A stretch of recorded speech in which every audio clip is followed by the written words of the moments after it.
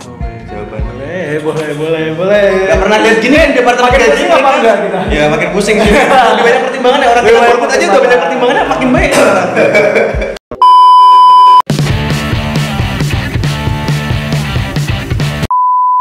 Selamat datang Di Departemen Gak jelas.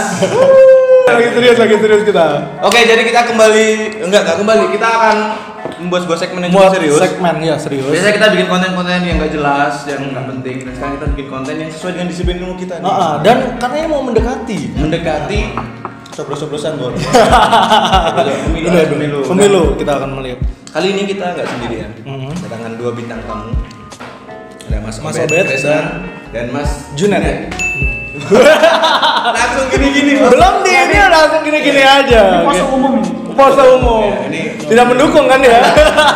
Ya mungkin sedikit cerita apa? Jadi mereka berdua ini kan sama-sama dari satu jurusan ilmu politik pemerintahan. Iya. Dan mereka itu sebenarnya dulu satu koalisi. Oh iya. Jadi kan Mas Obed dulu jadi Presma.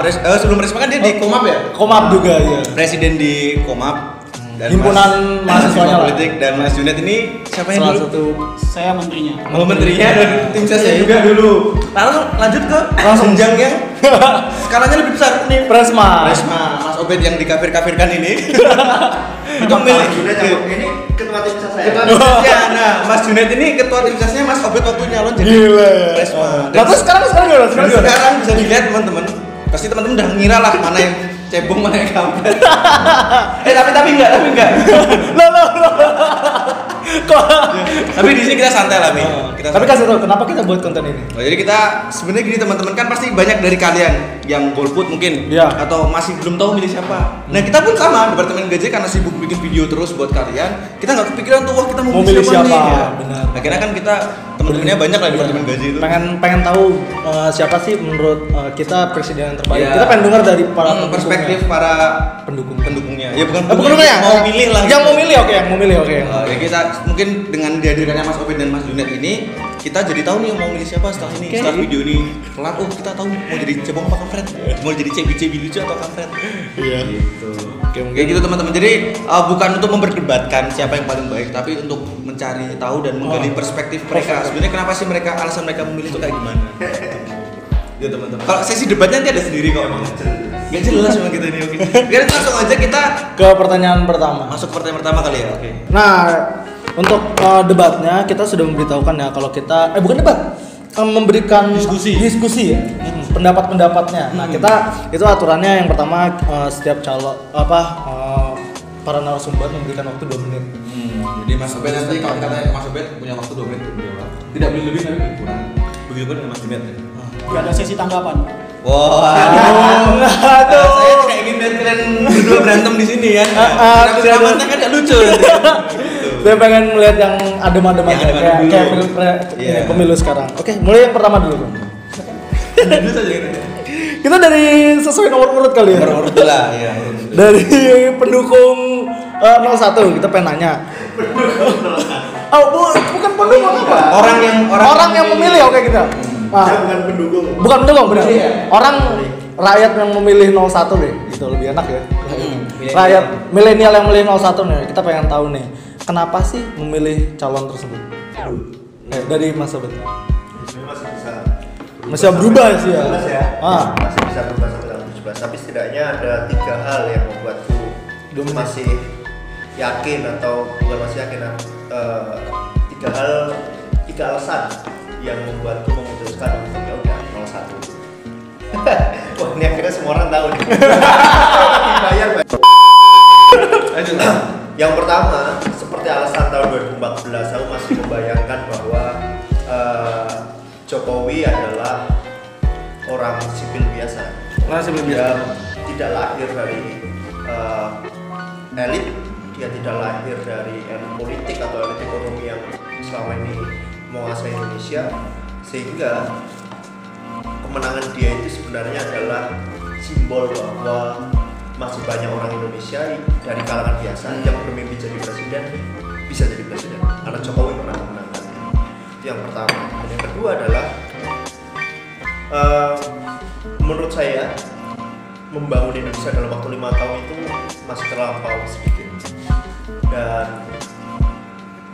harus ada waktu yang lebih panjang yang harus diberikan kepada seseorang ataupun sebuah masa gitu. Dalam arti yang di sini adalah eranya Jokowi. Menentukan keberhasilan Jokowi dalam waktu 5 tahun saya kira masih terlalu pendek. Dan itu alasanku untuk ya udah kita lebih baik untuk memberikan Jokowi waktu lebih banyak untuk menyelesaikan pekerjaan dia. Jadi waktunya lebih panjang. Itu yang ingin saya berikan. Yang ketiga, alasannya adalah selama mengikuti kampanye dan mengikuti debat, saya memang orang yang termasuk agak kecewa dengan Jokowi selama 5 tahun. Tapi mau ikut golput, saya sadar bahwa golput jumlahnya tidak cukup signifikan untuk mengubah hasil pemilu. Mau nggak mau tetap saja pasti akan ada yang menang. Dan golput kemudian menjadi pilihan yang mungkin paling terakhir, tapi juga pada akhirnya tidak saya ambil. Tapi memilih Prabowo adalah sebuah hal yang kurang masuk akal dalam pikiran saya. Oke, kenapa itu? Udah. Makanya dalam selama masa kampanye hingga debat terakhir saya tidak menemukan jalan berpikir seorang pemimpin yang solutif dan bisa menyelesaikan persoalan secara sistematis. Apa yang disampaikan Prabowo kan sebenarnya hanya retorik gitu. Sesuatu yang retorika semua orang tahu gitu. Tapi ketika dia ditanyakan bagaimana untuk menyelesaikan A, B, dan C, saya tidak pernah menemukan sebuah solusi yang sistematis, yang konkret, dan struktural. Itu alasannya. Oke, Mas Junet tolong ditahan ya. Saya tahu Anda tukang pukul tapi tolong Saya nggak tahu jawaban atas itu. Saya nanggapinnya gimana? Oke, dari Bang Junet kira-kira kenapa sih milih nomor 2? Sebenarnya saya milih Prabowo sama kayak Obet. Dari 2014. Dari 2014 ternyata. 2014. Tapi kan Prabowo juga Bang. Nih. Oke. Tapi waktu itu beda karena saya belum belajar ilmu politik. Jadi ya mungkin ada uang di balik itu. Bercanda. Kenapa pada akhirnya tahun 2019 ini saya kembali memilih Prabowo? Jawabannya bukan karena kenapa saya memilih Prabowo, kenapa saya tidak memilih Jokowi. Saya sama seperti Mas Obet. Saya dalam 5 tahun ini cukup kecewa dengan Jokowi. Banyak sekali tuduhan-tuduhan yang kubu Jokowi lontarkan kepada Prabowo, ternyata itu terjadi juga pada Jokowi. Semacam hipokrit gitu ya. Mereka mengatakan bahwa Prabowo tidak punya pengalaman soal birokrasi, sehingga bagaimana dia bisa menjadi presiden yang menjalankan roda pemerintahan yang baik. Tapi kita bisa lihat Jokowi juga sering melakukan itu. Pertama, bagaimana koordinasinya dengan menteri-menterinya. Kita bisa lihat pada saat pagi hari menteri mengeluarkan peraturan soal Gojek, sorenya dicabut oleh Jokowi. Lagi, ya. Kemudian masalah BBM, pagi dinaikkan, sore diturunin lagi sampai dibatalkan oleh Jokowi. Ini sebenarnya koordinasinya seperti apa? Ini yang orang katanya udah pernah jadi wali kota dan udah pernah jadi gubernur. Oke. Lalu kemudian berbicara soal aktor dan penguasaan ekonomi. Kita bisa lihat di sana ada Luhut, menteri urusan apa saja, yang berkomentar soal apa saja mengenai masalah-masalah Jokowi. Ini juga orang yang sebenarnya yang menguasai banyak sumber daya di Indonesia sebenarnya. Jadi tuduhannya sama saja sebenarnya. Sama saja ya. Dan yang terakhir, Jokowi dalam kampanyenya ada 2 hal yang saya kecewa. Pertama, hanya membicarakan soal infrastruktur. Saya nggak bicara infrastruktur itu nggak penting. Infrastruktur itu penting. Tapi pada akhirnya orang yang mampu merubah narasi Jokowi dalam kampanye itu adalah Sandiaga Uno. Sandiaga Uno selalu membicarakan soal harga bahan pokok, membicarakan soal lapangan pekerjaan. Nah, dan setelah ini terus digaungkan oleh Sandiaga Uno, barulah narasi kampanye Jokowi berubah. Bahkan sampai memunculkan kartu itu ya. Nah, kartu itu. Banyak. Kartu kuning, kartu merah. Terus yang kedua soal apa yang orang bilang politisasi agama. Ya pada akhirnya saya juga melihat kubu Jokowi juga sama saja. Kenapa pada akhirnya mereka menantang Haji? Padahal kubu 02 sudah mulai bicara visi dan misi. Tapi dibalik lagi kita harus ya udah kalau mau bicara agama kita tes Haji aja. Padahal yang 02 udah berhenti soal agama. Seperti itu. Oke. Sama aja sih. Masuk pertanyaan sesi kedua. Ya, sesi kedua ini aku mau tanya nih, kan Mas Obed dan Mas Junet ini sudah istilahnya sudah punya pilihan atau sudah menentukan pilihan ya. Nah, kan kita berdua ini belum tahu mau milih Belum tahu, siapa. kita belum tahu mau milih siapa. Sebenarnya mungkin buat orang-orang seperti kami milenial golput itu apa ya namanya? Pertimbangan yang harus dipikirkan tuh apa sih untuk memilih capres? Pertimbangannya apa?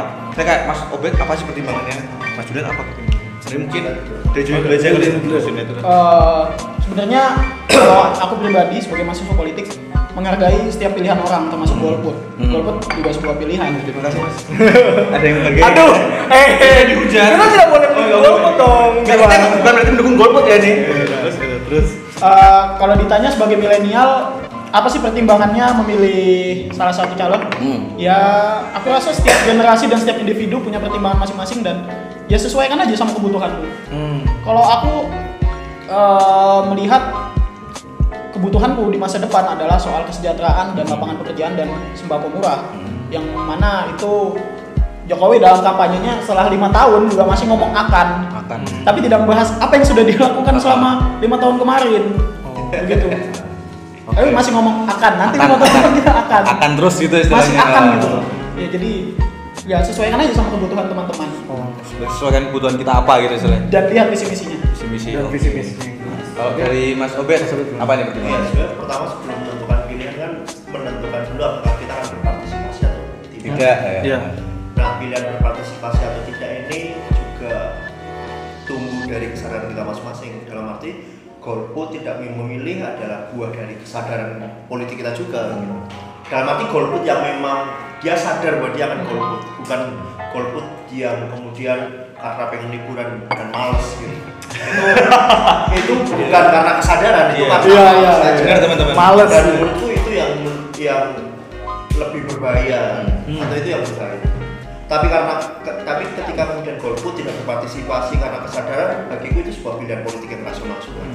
Nah, oke, kemudian kita memilih gitu. Memilih karena kita merasa bahwa mau nggak mau sistem ini sudah kita terima, sudah dijalankan sebagai sebuah konsensus gitu. Dan mau nggak mau akan ketemu hasilnya.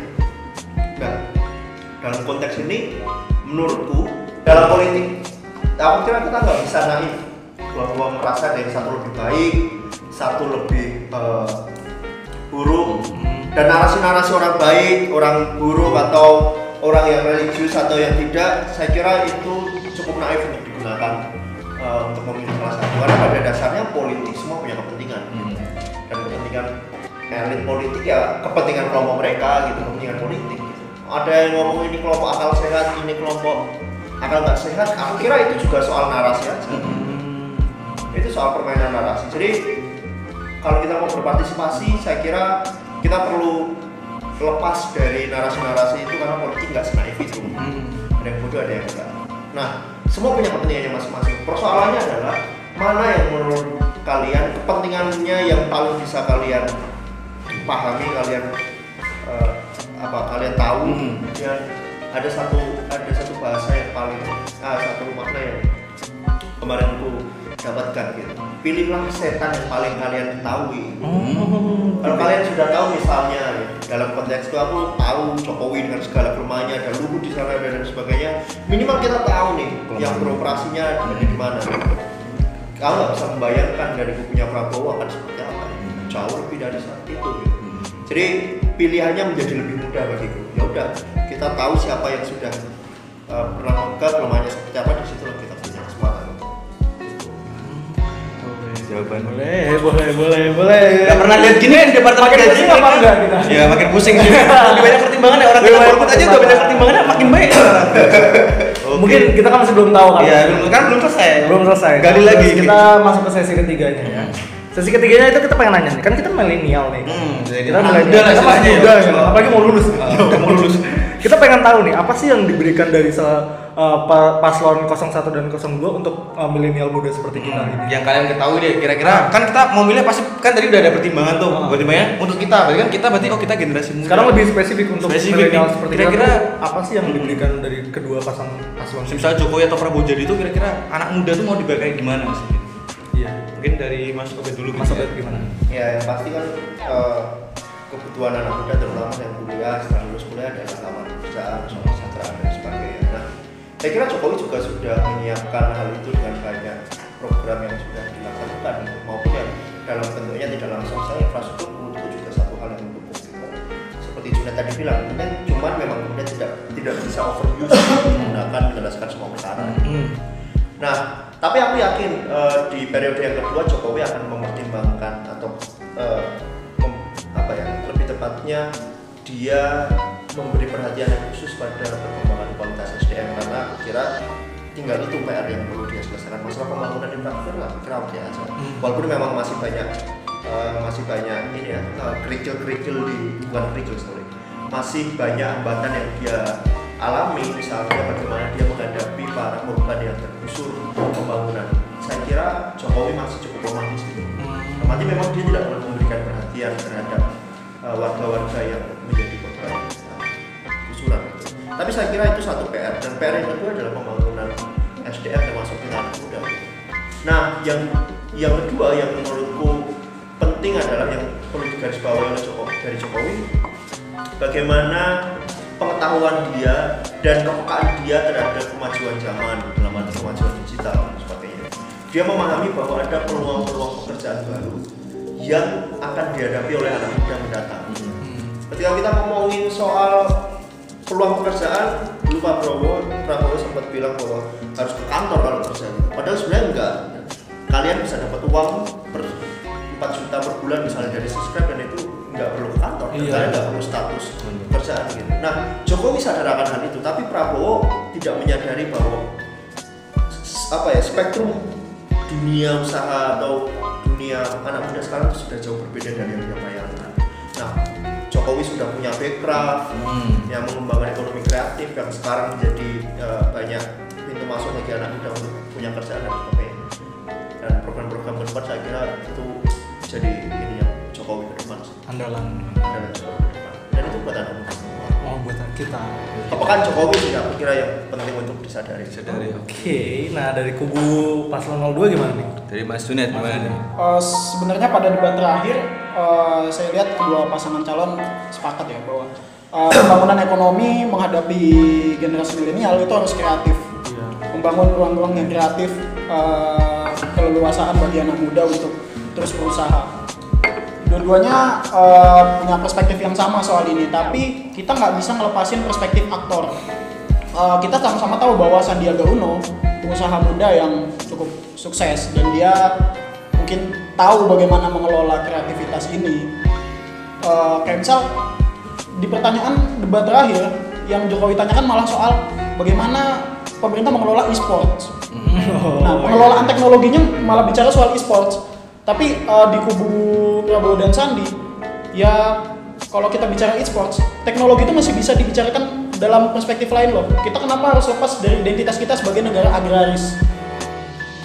Kenapa kita tidak menggunakan teknologi pengembangan ini untuk membangun swasembada pangan? Mau dibawa kemana pertanian kita seperti itu? Sekarang kita bisa lihat lulusan-lulusan pertanian jadi apa?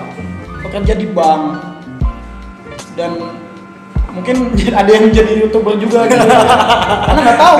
Iya, karena nggak tahu gitu. Ya. Dan teknologinya tidak didorong ke sana, tapi malah ngomongin e-sport. Ke arah entertain istilahnya gitu. Iya, jelas. Tapi meskipun saya juga sepakat bahwa itu tetap harus dikelola. Ya, harus dikelola tapi saya rasa narasinya nggak harus berhenti cuma di situ, karena teknologi itu luas. Kayak misal kita lulusan milenial, mungkin ada loh yang ingin membangun pertanian Indonesia, membangun laut Indonesia, tapi teknologinya tidak didorong ke arah sana. Seperti itu. Bingung ya, mantap. Makin bingung ya jawabannya tuh karena berbobot semua ya, jadi Sama-sama kuat. malah makin banyak ya pertimbangan kita. Kita akan coba masuk ke sesi keempat nih. Kita kan mau nanya apa nih? Kita jadi pengen tanya sih sebenarnya terakhir dari Mas Obed dan Mas Junet ya. Gini, ada nggak sih saran buat milenial yang golput? Misalnya kayak kita bisa maksudnya gini, kan kita saat ini kita golput, kita akan milih, cuman saat ini kita masih belum tahu, belum menentukan pilihan. Iya, golput. Saran buat dari Mas Obed dan Mas Junet buat teman-teman milenial yang belum menentukan pilihan atau mungkin golput, ada nggak sih? Monggo siapa dulu? Kalau mungkin juga bisa sekalian mengkampanyekan. Iya, mungkin mengkampanyekan, maksudnya mengajak teman-teman untuk memilih paslon yang didukung juga. Tapi terserah. Tapi sekarang nggak dibayar.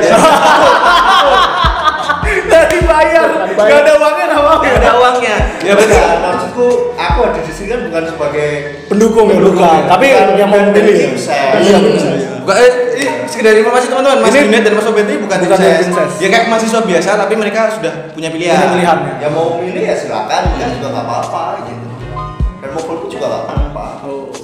Kalau memang itu sebagai sebuah kesadaran politik loh. Tapi yang perlu digarisbawahi adalah sekarang fenomena golput itu terjadi dan masif. Karena orang pengen dibilang keren. Nah, Itu, itu. benar. Golput itu lebih keren daripada milih Prabowo ataupun milih Jokowi. Aduh. Aku rasa ini menjadi preferensi politik yang salah gitu. Sikap yang salah dalam pertimbangan yang salah dalam mengambil sikap politik hanya agar dibilang keren. Kalau menurutku salah banget.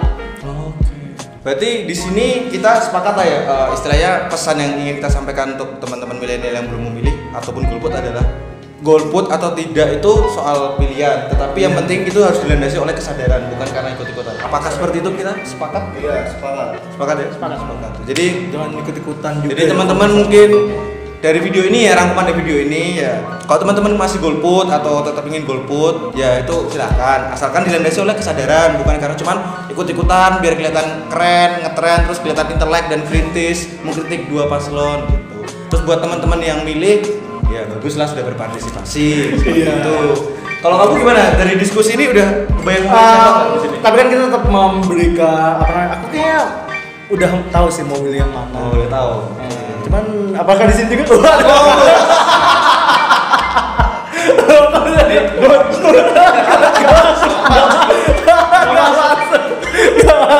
Gak masuk gitu. Iya, ya. Terima kasih buat Mas Obet. Salaman dulu mungkin biar formal. Terima kasih juga buat Mas Junet. Terima kasih yang sudah datang dan mau Di ini dong salaman juga mereka. Oh, salaman dulu ya. Kenangan dulu. Teman Dini sekarang beda dunia. Oke. Terima kasih juga buat Blackbone Cafe kita Ya, dipinjemin ruangan ini ya, collaborative room. Buat teman-teman yang mungkin mau rapat atau mau bikin Cek sesuatu, aja Instagramnya. cek aja Instagramnya Blackbone Cafe. Teman-teman bisa datang ke sini. Dan Kopi, teh dan makanannya enak-enak. Saya Krum. Saya Hilmi. Saya Junet. Sampai jumpa di Departemen gaji. gaji banget kan teman-teman. Kita closing aja nggak ada briefing gitu. Oke, terima kasih buat nonton ya.